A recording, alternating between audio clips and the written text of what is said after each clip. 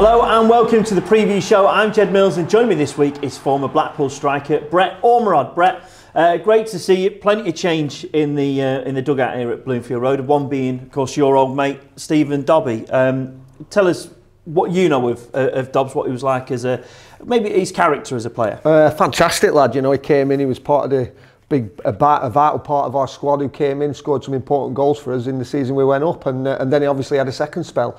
But great lad, fantastic goal scorer, great player, and just remember him just megging everyone in training and in games. You know, he just used to seem to get ridiculous megs on people, but you know, really good lad and fantastic person. Yeah, on the pitch, you saw him against Wigan and West Brom. What do you make of sort of him as a manager? And in those two games? Yeah, I thought they were fantastic. I think the Wigan game, you know, I think there was a bit of nerves with Wigan, but, you know, they got the win, the important one. But West Brom, the first half against West Brom, I thought was one of the best they've played for a long time. I thought they were fantastic. Closing down from the front, the passing was slick, the movement, everything was there.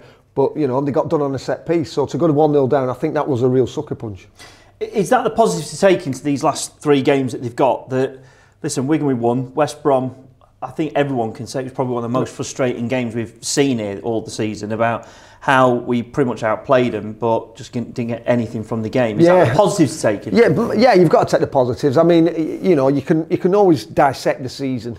You know, when I mean, there's plenty of games where you know, we've gone down to 10 men in winning positions, and probably lost games we should have drawn, and you know, drawn games we should have won. And it's just been like that stop-start. We've had a horrendous amount of injuries. Keshi Anderson, who to me was absolutely man of the match in Wigan by a mile, and then was so influential first half. To lose him again, you know, we've missed Keshi all season, and that, I think that's been a big loss. But you know, Gary Medine for the running as well. You know, to play up front with Jerry Yates and things. You know, we've had some big injuries to big players. And I suppose just not taking the chances as well. I suppose that's the championship. We talked a little bit before, didn't we, about this how hard this division is. You know it, you know, also where you've been promoted through it, you know how difficult it is. And when you get a chance, and you were the king of it, weren't you? Fox in the box, nicking the goals, and you know, you get the 1-0s. Yeah. I mean, you know, it's one of them. You know, I think when you're creating chances, if you're missing chances, you can always work harder on the training field. But when you're not making chances, and I think under the previous manager, that it became like that we weren't making chances, and I think that was, you know, all right, you could say, you know, if we'd have scored the first goal against West Brom on the other night, I think it would have completely changed the game. But we were creating the chances, and we looked like we could go on and win the game, even though we didn't. Where before we weren't, and we were sat back and just looking like we were going to concede. So there's a lot of positives to take. I mean, it's not mathematically impossible. Until it isn't, you know, you've got to keep going. And who knows, you know, if we can try and get 3 wins. I think if we can put that first half display in for these last few games, you know, I'll be pretty confident we could take some points. Yeah, and obviously going to Birmingham, they've nothing to play for. I'm seeing that as a positive.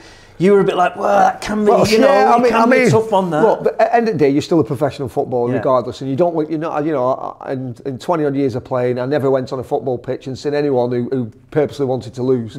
You know, they go on there, you've got your professional. I think when you're playing teams who don't have anything to play for, they can relax a bit. All right, they might half their head around the jollies. Yeah, and not going in for a big challenge. That's what I'm saying. Yeah, but they'll still want to win. You know, the fans are still paying good money to go and see them. So.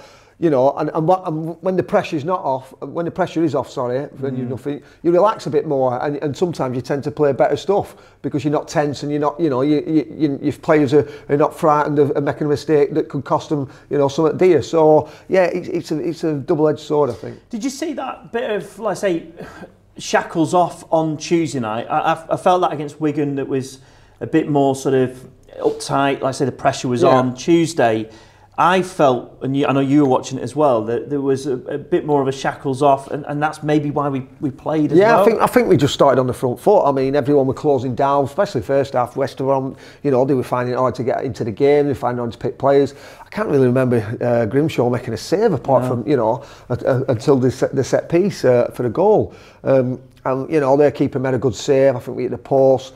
You know, but we looked like going forward, we looked creative. You know, Keshi was getting on the ball, and you know, we were creating lots of different chances. But the ball, you know, the way we were moving the ball as well was very pleasing under big pressure. You know, so it's so frustrating because, like I said, when you dissect the season, there's little bits here, there, and everywhere that have added up to where Blackpool are now, and you know, but you've just got to keep going to the end, I think.